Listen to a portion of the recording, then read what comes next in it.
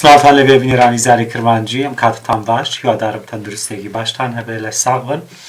منی زاری یوسف بە یارمەتی هاوکارانم لەگەڵتان دەبین بۆ پێشکەشکردنی پرۆگرامێکی نوێی سازی بینێرانی خۆشەویست میوانەکەم ئەمڕۆ لە دەڤەری برادەستەوە هاتووە سەنتەری ڕۆشنبیری سیدەکان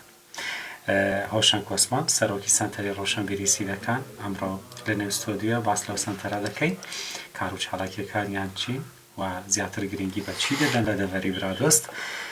کاک هۆشنگ زۆر بەخێر بێ. زۆر سپاس خۆشە لە دەڤەری برادۆستەوە هاتی. عزیزی سپاس. کەشەوەی دەڤەری برادۆست چۆن؟ بەخوای چەند ڕۆژێک سار بوو بەڵام ئێستا کەشەکە ئارام بووی تۆ زۆر باشە بەڵێ. فەرمووسڵای خۆت. عزیزی بەناوی خۆی گەورە و میرەبان سڵاوی ڕێز تایبەتمان هەیە بۆ بنەماڵەی سەربەرزی شەهیدان و خەڵکی کوردستان و ئەو ستافە جوانەی دەستگای زاری کرمانجی هەمیشە جێگای ڕێزن بەڕاستی دەستی ماندووبوون و دەگوشین خزمەتێکی یەکجار زۆری لە هەموو سێکتەرەکان بەڵام بە تایبەتی ئەوەی بواری ڕۆشنبیری و سەنتەر و ڕێکخراوەکان جێگای دەستخۆشیە هیوای سەرکەوتن و بەردەوامیتان بۆ دەخوازین. زۆر بەخێر بێ. کاک هۆشنگ باسێکی سەنتەرەکەم بۆ بکە. سەنتەری ڕۆشنبیری سیدەکان هەڵبەتە ینی تەمەنێکی ئەوەندە گەورە و ئەوانەی نییە بەڵام لە ساڵی 2011 دامەزرای ئەمش خۆتان نەزانن ناوچەی سیدەکان و برادۆست باگشتی شوێنێکی هەم دوورە دەستە هەمیش ناوچەیەکی شاخاوی و ینی کەم شتی ئەگەتێ هەر بۆیە کۆمەڵە کەسێک لەو کاتە ینی ئەو فەراغێکی زۆر گەورە هەبوو لە بواری ڕۆشنبیری ئەوەی هەبوو تەنها چەند ڕێکخراوێک بوو ئەوانش ڕێکخراوی قوتابی و لاوان و ئافرەتان بوون لەوێ هیچ ڕێکخراوێکی دیکە بوونی نەبوو لە سیدەکان ئەوە بوو کۆمەڵە کەسێک بە تایبەتی کاک مەهدی داود ئەو کات پەیامنێری دەنجی کوردستان بوو هەستا بە لە بۆی هەم زۆر هاموشۆی ڕۆشنبیران و لەگەڵ ئەوان تێکەڵەوە بوو پەیڕە و پرۆگرامی سەنتەری ڕۆشنبیری سیدەکان بە دامەزران بە هاوکاری کۆمەڵە کەسێک بەڕاستی نامەوێت لێرە چگوتی مافیان بخۆینەوە باسییان نەکەن ئەو کەسانێکە دەستی باڵان هەبووە لە دامەزرانی سەنتەری ڕۆشنبیری سیدەکان ئەوانش کاک مەهدی داود بە دەرەجەیەک و مەزار سەعید و ئەحمەد ئەیوب جەردیس نەسڕوڵڵا و بۆ یەکەم جار لە سیدەکان بەڕاستی ینی کە سەنتەری ڕۆشنبیری دامەزرا مافێکی تایبەتیدا بە ئافرەتان کە کۆنفرانسش کرا بۆ یەکەم جار دوو ئافرەت لە دەستەی کارژێڕی بەشدار ینی ئەوەش جێگای دڵخۆشی ئێمە بوو کامە لەو کاتەوە ینی لەو قۆناغا یەکسەر بین و ئەوە بەشداری بە ئافرەت بکەن ومە جێگای دڵخۆشی بوو. کەواتە دروستبوونی یاخود دامەزراندنی سەنتەری ڕۆشنبیری سیدەکان و چەرخانێکی زۆر گرنگ بوو بۆ دەڤەری برادۆست. حتمما دروستبوونی سەنتەری ڕۆشنبیری هەتا ئێستاش کە بەردەوامە یعنی زۆر چالاک و سەنتەرێک بتوانی دەرگایەکیش بکاتەوە لەو بوونەوەی چەند ڕێکخراوێکی تر مەسەڵ بێم و چەرخانێکی زۆر گرنگ بوو کەوا گەنجان ڕووی تێ بکەن و گەنجان خۆیان تێدا ببینەوە ببنە سەکۆیەک بۆ ئەوەی چاڵاکیەکانیان نووسینەکانیان یان بەرنامە و بیرۆڕای خۆیان لەو سەنتەرە پێشکەش بکەنەوە بتوانن پشت بەخۆیان ببەستن. بەڵێ ئێوە چەندەمین ستافن کاک هۆشنگ؟ ئەمە چوارەمین ستافین. چوار کۆنفرانسی بەستووە. سەنتەری ڕۆشنبیری چوار کۆنفرانس دەی 2011 یەکەم کۆنفرانسی بەستووە لە سیدەکان بەڵێ. تەمەنی سەنتەرەکەتان زۆر نییە وەک خۆت وتاری. پێشوازی خەڵکی دەڤەری برادۆست چۆن بوو بۆ کردنەوەی سەنتەرێکی لەم جۆرە بۆ یەکەم جار لە دەڤەری برادۆست بە تایبەتی گەنجان و ڕۆشنبیران؟ بەڵێ گەنجان و ڕۆشنبیران ئێستاش دەگەردابی پژگیری زۆری سەنتەرەکان نەک سەنتەرە ڕۆشنبیری و سەنتەرەکانی تریش مثلەن لەگەڵ بوونەوەیان هەر یەکێک کۆمەڵە کەسە وە ڕۆشنبیرێک پاڵپشتیەکە ئەوە جێگای دڵخۆشیە و لەناو سەنتەر و ڕێکخراوەکانی سیدەکانیش ینی جۆرە هەماهەنگێکە ینی ناپەسە و ئەوانە نییە کە بینەوە کە بەڵام جۆرە هەماهەنگێکی هەیە و توانیتین لە زمینی ئەو کۆمەڵە ڕێکخراوێکە لە سیدەکان هەیە فیدراسیۆنێک دروست بکەین هەموو سەرۆکی هەموو ڕێکخراوەکان مەسەڵ بێن لەو فیدراسیۆنە بەشدار بێ و هەر کار و ساڵاکێکش کە ئێمە ئەنجامی ئەدەین لەو دەڤەرە پێشەکی هەڵسەنگانێکی لۆەکەین و شێوازی چاڵاکیەکە هەمیشان هاوکارن بەڕاستی لۆ چاڵاکی و ئەو کارانی کە لە سیدەکان ئەنجام ئێوە چەند ئەندامتان هەیە کاک هۆشنگ؟ ئێمە تا ئێستا بەڕاستی لەسەروی 50 ئەندامە پێشووتە ڕێژەکەی زۆر بوو بەڵام لەگەڵ جیابوونەوەی هەندێک سەنتەری دیکە مەسەڵ بێم ئەوانە ڕێژەی ئەندامان چونکی وامان لێ کردێکە هەر سنتەرێ و ئەندامە خۆی جیاوازی هەبێ ینی لە بەو هەمانجێوی وەمان لێکردی ئەگەنا زۆر زۆر ئاسایی بوو هەر کەسێ لەو سنتەری ڕۆشنبیری بێ لە ڕێکخراوەشی تریشبی بەڵام لەسەروی 50 ئەنداممان هەیە بەڵام لەگەل ئەو خولە تا ئێستا ژمارێکی زۆر داوایان کردێک کە ببنە ئەندام و ئێمەش بەڕاستی نامانەوێت ئەندامەکی وەرگین ئەندامەکی چاڵاق نەبی حەزمان لێ ئەندامەکی وەرگین ئەو ئەندامە هەم خاوەن بیرۆکە بی هەم ڕۆشنبیر بی هەمش چاڵاکی هەبی کە ئەوانە وەرەگرین لە لای خۆمان ئەتوانین لە دوارۆ سوودی لێ بینین هەمش سنتەر ببیتە شوێنێک لەوەی کە شوێنی خۆی تێدا بکاتەوە ئەو گەنجە بتوانیان ئەو کەسە بتانی ڕێگەیەک لە خۆی ببینیتەوە بدۆزیتەوە لەوەی کار و ساڵاشەکانی خۆ تێدا سیدەکان خۆی قەزایەکی دوورە دەستە یەکێکە لەو قەزانەی زۆرترین گوندیشی سەر بەو قەزایە ئێوە کو سەنتەری ڕۆشنبیری سیدەکان چونکە یەکەم سەنتەرن لە دەڤەری برادۆست و ئەرکیشتان لەوانە قورستر بێتە لە چاو ڕێکخراو و سەنتەرەکانی تر ئەوانەی دوای ئێوە دامەزراوە تا چەند گرنگی بە گوندەکان دەدەن گەنجەکانی گوندەکان ئێمە خۆی بەڕاستی و هەروکوتە سیدەکان زۆر زۆر فراوانە ڕێژێکی یەکجار زۆری گوندشی هەیە هەلبەتە بەداهۆی لێ بردن ڕێگەوبانشمان زۆر زۆر خراپانی هەتا ئەو ساڵانە ئەو 2 ساڵە بڕێک ویان لێ هاتووەکەوە هەموو شوێ هاتوو سۆبڕک ئاسانتر بێەوە ڕێگاکان چاکراینە ئەگەنا ڕێگاوبانی زۆر زۆر خراپ بوو بە حکمیەوەی شوێنەکانیشین دوورە و ناوچەکانیشمان بەڕاستی سەرسنوورە ینی دائیما شوێنی بەداخەوە کە ئەو قسەیەکەم بەڵام شوێنی ململانی حیزبە مسلم ئەوانەی کە بەناوی حیزب و سیاسی و نازانم چوو دروست بووینە لەوێ هەم وڵاتانی ئەقلیمیش بەڕاستی کاریگەری زۆر زۆر خراپی لە ناوچەکە دروست کردیا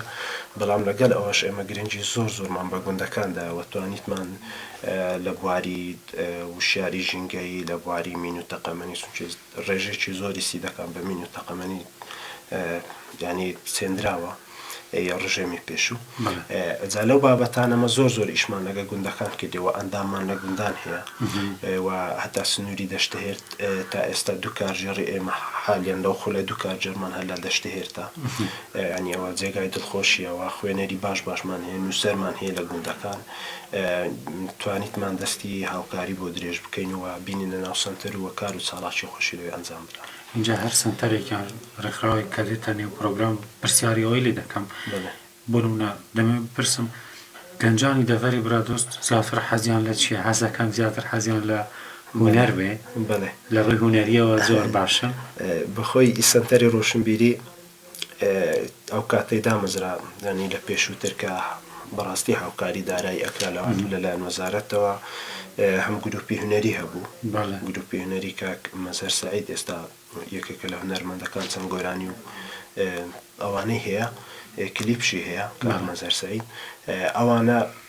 سەرۆکی ئەو گروپە بوو گروپی هونەریانی بە کاملی ئەشیاەکان ینی ئەوەی ئالەتی مۆسیقی ئەوانیان هەبوو گروپەکی زۆر زۆر باش بوو هەم گروپی شانۆین هەبوو و گروپی هەرپارچین هەبوو لەو بوارانە ئەوانەین هەر هەموو هەبوو خەڵکی ئێمە بەڕاستی گەنجی ئێمە لە سیدەکان زۆر زۆر تموحی هونەرە لە هەموو شوێنەکان وەرزش لە پێشە لە سیدەکانیش بە هەمان شێوێ بەڵام حەزی هونەرشی گەلەگەلە زۆرە لە گەنج و لاوانی سیدەکان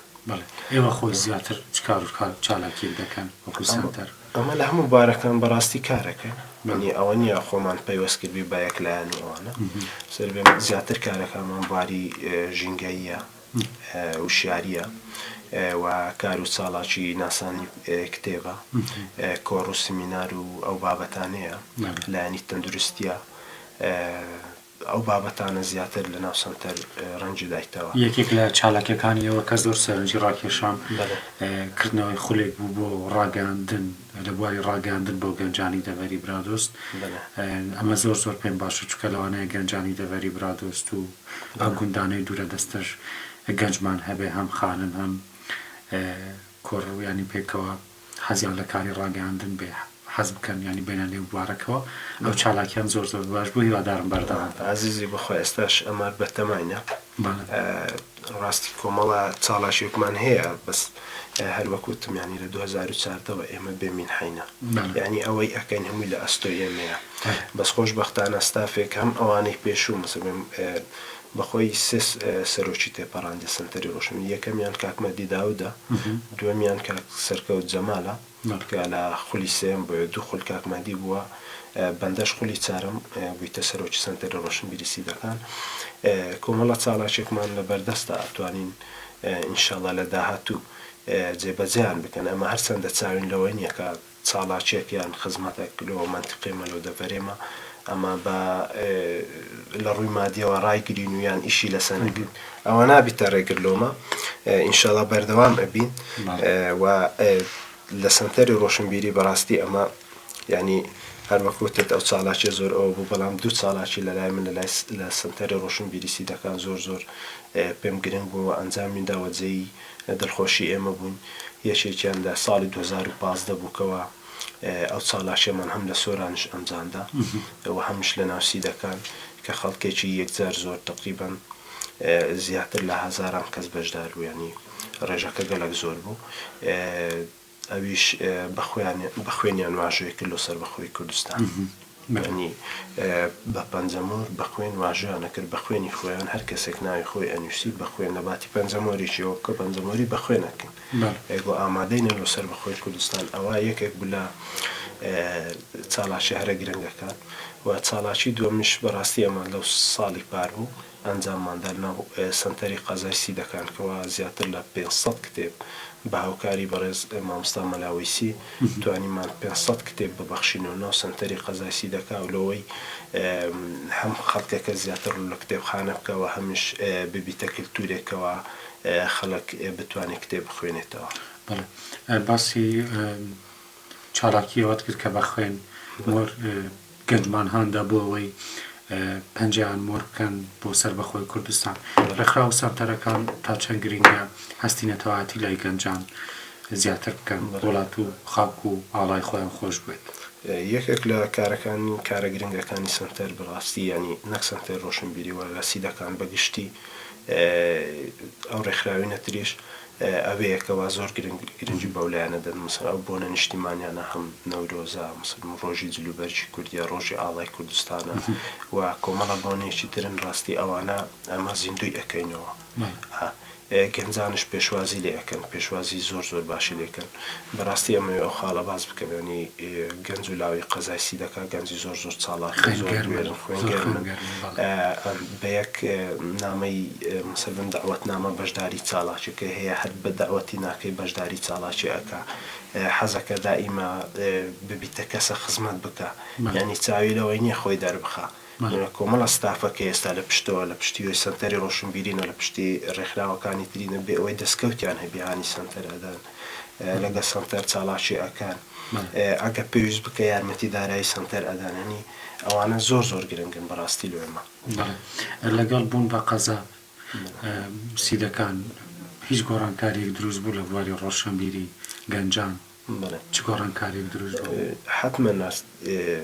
بوونیە بە قەزا ڕاستی لۆمە دەستکەوتێکی زۆر گەورە بوو و ستافێکشمان هەبوو. ئەو ستافە بەڕاستی من نامەوێت یەکێک ناویان بێنم، بەڵام دەستی باڵیان هەبوو لەوەی کەسی دەکات بێ بە قەزا دەستەی بە قەزا بوون و ئەوانە بوون کۆمەڵە ڕۆشنبیر و چاڵاکوان و کەسایەتی ئەوانە بوون. جەوە جێگای دڵخۆشیە بەڕاستی لەگە بوونی بە قەزا حتمما لەگە گەورە بوون و زیاتر ئەتوانین چاڵاکیەکان گەورە بکەینەوە زیاتر بڕژێنە سەر ئەوەکان. ئەوەش کاریگەری زۆری ئەبێ بۆ ئەوەی کە گۆڕانکاری دروست بکە و لە دروستبوونی کەسی لێ هاتووش بەڕاستی. ینی لەگە سنتەری ڕۆشنبیری لەگەوەی بەتایبەتی لەو قۆناغی کەوا دەستی بە ئەوەی کرد ئەو کۆنفرانسی بەستی و هاتە سەر پێی خۆی پشتی بە گەنجی خۆی بەستی هەستا زیاتر مثلن لە سنووری دەشتە هێت چەندین گەنجمان هەیە کەوا دێن سمیناری لێ بەستین زە لە بواری پەروەردەوانە بەتایبەتی و لە بواری نووسین، لە بواری ژینگە، لە بواری خودی ینی ئەو دروستبوونی کەس و یان گرنگیدان بە گەنج و لەوان ئەوانە زیاتر مانوەلێک کردێکەوە سنتەر لەوان ببیتە دەرسەیەک لەوەی کە خۆیان تێدا ببینەوە. هەر باسی دوورە دەستێک پێ دەکەینەوە جارێکی تر لەوانەیە بۆ هەندێک ئەو ڕێکخراو سنتەرانەیە لە ناو شارە گەورەکان و کار و چالاکەکانیان تۆزێک ئاسانتر بن لە هێنانی میوان یان مامۆستاوانەی سمینار یاخود خول دەڵێنەوە بۆیەوە هیچ زەحمەتێک هەیە تا بۆ نمونە میوانێک لە هەولێر دێنن یاخود لە سۆران دێنن یاخود لە شارێکی تر بەڵێ حتمەنەوە زۆر ڕێگرین لێەکە بەڵێ بەڕاستیانی کەسی زۆر کاریگەر هەیە کەسی خوازراوە لای خەڵک داوایە گەنج پێی خۆشە گەنج پێی خۆشە بەڵێ بەڵام ئەتوو هەم دووریەکەی ینی کاتێک قسە لەگەڵوانش ئەەکە ینی بەو شێوازا بێت چەند دوورە کە تو تەخمینیەکە بێ ئەوەندە دوورە بۆ ئەبێتە مشکیلە بەڕاستیانی دوورە دەستی مشکلەی زۆر گەورەی بۆ دروستکردینە بەڵێ ڕێگریەکانی بەردەم کاری ئێوە چین ئێوە چ ڕێگریەکتان هەیە معاناتی گەلک زۆرمان هەیە ڕێگریشمان هەیە نامانەوێ باسی هەر هەمووشی بکەین بەڵام ئەوەی زۆر ڕێگرە لە پێش ئێمە نەبوونی بینایە بەڕاستی ئێمە کو سنتەری ڕۆشنبیری سیدەکان هیچ بینای و ئەوێکمانە داواتان لە قایمەقامی سیدەکان داوامان لە بەڕێز قایمەقام کردیە ئەوش ئامادە باشی دەربڕیەوە بەڵام داخەوەیانی بینە هەر نییە ئەگەر هەبە پێی ئەداین بەڵام شوێن بینایە لە سیدەکان نییە ینی خانوشمان زۆر بەکمی بەدەستەکەوی ئەگەر ئەمانتوانی هەر نەبێ لەسەر حسابی خۆمان توانە خانوێک بگرین بەڵام ئەوەی گرفتی گەورەی لۆمە نەبوونی بینایە و نەبوونی من هەیە بەڕاستی ئەوانە زۆر کاریگەریان لەسەر سنتەر هەیە ئەگەنا ئەتوانێت ئێستا چەند ساڵاکەوە زیاتر ساڵاک بێوەتوانی دەوری خۆشی زیاتر لەو وارانە ببینێت ئەوەی تر بەڕاستی ڕێگریەکی بێم زۆر ئەوە نییە بێم ڕێکی تاوات لێ برێکە نەتوانانی ئیش و کارەکان یان چاڵاشەکان ئەنجام بدەین بەڵام حتمما لە ڕووی سیاسیەوە کاریگەری زۆر خراپی هێت و نەتوانی وەکوتم ینی بوونی پەکەکە بوونی تووشیا مەسەل بێمەها ئەو شەڕ و شۆڕی لەسەر سنوورەکانە نەتوانی هەموو چاڵاشێک لەوێ ئەنجام بدەین وە لە سنتەری ڕۆشنبیری سیدەکان بەڕاستی ینی ئەتوو دەبی هەڵسانگەر نەچ تایبەت لۆ بکەی ئەو جارە چاڵاشەکە ئەنجام بدەین و هێنانی هەندێک کەس بەڕاستی لۆ سیدەکان ئەوانش کاریگەری خراپی مەسەڵەن ڕێگری هەیە لە هێنانی هەندێک کەس بۆ سنتەر و ناو قەزار سیدەکان باش کێ پاڵپشتیتان دەکات بەخوا هەر خۆمانی بەڵێ ینی گەنج و لاوان وەستافی سنتەر و ئەندامانی سنتەر ئەوە پاڵپشتیمانەکە بەڵێ لە داهاتوودا دەتانەوێت چی لە داهاتووی ئینشەڵا بەرنامەی دۆکمەماندانەیە بەڕاستی ئەمەوێ پێش ئەوە سوپاسێکی تایبەتی کتێبخانەی گشتی و ناوەندی ئەوەی سیدەکان بکەم ساڵاشەکان ئەوەی مەرکەز شەبابەکەین و زۆر سوپاسیانەکەن کە هەمیشە هاوکارمان بووە بەڕاستی ینی لە چاڵاشەکانمان زیاتر لە کتێبخانە هەمیش لە مەرکەز شەباب بووە ناوەندی وەرشولاوان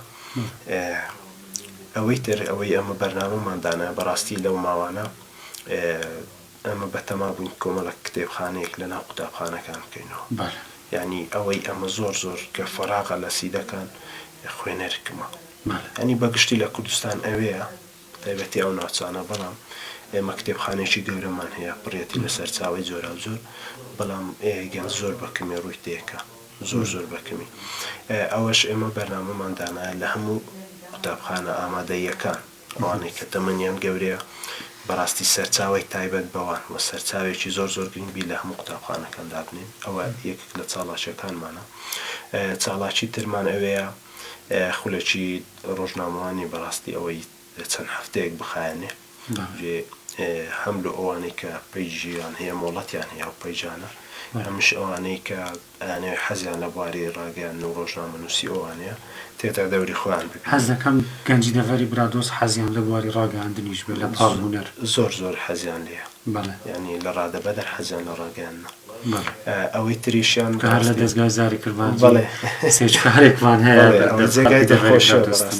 لە دەستگای سەتەلاتی کوردستان ئێستا کاک مەهدی داوود پەیامێری کوردستان تیڤیەوە زۆر برادەری ترمان هەیە لە پەیجەکان ئیشەکەن ئەوانەی کە مۆڵەتیان هەیە و هەمیش لە ڕاگەاندن ئیشەکەنەوە جێگای دڵخۆشیە بۆ ئێمە ئەوەی تر چاڵاشێکەوە زۆر پێمان گرنگ بوو بەڕاستی ئەنجامی بدەین ئەویش ئێمە ئێستا گروپێکمان دروست کردیە لە زمانی سنتەری ڕۆشنبیری و بە هاوکاری کتێبخانەی گشتی سیدەکان ئەویش تۆڕی خوێنەرانی کتێبە یعنی لە سەرتاسەری سیدەکان لە سەرتاسەری سیدەکان هەتا سنووری دەشتە هێرتش چەند کەسێک چەند ڕۆشنبیرێکمان هێنایتە ناو ئەو تۆڕە ئەو تۆڕە مانجی یەک جار ئەمە کۆبوونەوەی خۆ ئەنجامە کە کۆبوونەوەمان ئەنجامدا باسی پەیڕە و پرۆگرامەوە بەلایانی کمەوەمان ئەوانەی کە لەگەڵمان بەشدارە بن دەبی کتێبەچی بخوێنەوە بەلایانی کمەوە یعنی ئەو تۆڕە ئێستا فراوان بوویە حتا 30 نەفەر زیاتر ڕۆیشتە و لە زمانی ئەو دەستەی کە ئەمە 30 نەفەری وە بەشدارین هەر یەکی گروپەکی 7 نەفەر 10 نەفەر ئەو هەمان دروست کردیە یعنی ئەوە فراوانی ئەکەین و هەوڵی شەدەین ئەو خەڵکە بینینە ناو کتێبخانەوە بە کتێبی ئاشنا بکەینەوە پێمان وایە لۆی مرۆڤێکی دروست ینی تەندروستی لە ڕووی خوێندنەوە و دروست بوون و ڕۆشنبیری ئەوانە ئەبێ سەرەتا فێرە خوێندنەوەی بکەنەوە بینێنە ناو دنیای چاڵاکی و دەستان خۆش بێت ژێ سەرکەوتن تەمۆ دەخوازم لە کۆتاییدا هیچ هەیە باس بکەیت سوپاس وەکەم چیمان باس نەکرد ئەوەی باسمان کرد نازانم بەڵام هەر ئەوەم وەبیرە نازانم ئەگەر شتێشت کرد لایەوە ڕوون نەبێ بە ئاماژەی پێ بکەین دەست خۆش بێت زۆر سپاس بۆ کاک هۆشنگ وەسمان سەرۆکی سەنتەری ڕۆشنبیری سیدەکان کامڕۆ لەناو ستۆدیۆ لەگەڵمان زۆر سپاس بۆ ئامادەبوونە لە شوێنێکی دوورەوە هاتووی سڵاوی مەش بگەینە بە دەوەری براتەوە خۆشەویستی سپاس خاتان عەزیزێ